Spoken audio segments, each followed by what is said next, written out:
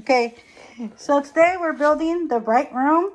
It's the laundry cart sorter. So it comes, these are the pieces that it has. The bags, there's the sorter stuff on the top. It has the tools. So here we go, and it has the wheels and the instructions. Okay, let's go ahead and build it.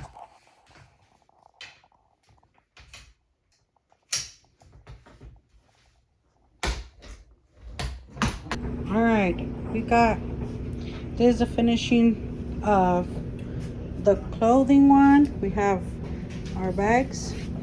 They just go here, and let me show you. When you want to take one off, you pick it up and you pull it out. You put it in, put it down, one hand, do it. And I ended up putting my mats that I need to wash in the back, hang it in the back. Easy to grab, and don't forget about it, because before this I had a messy laundromat. So this, from this to this,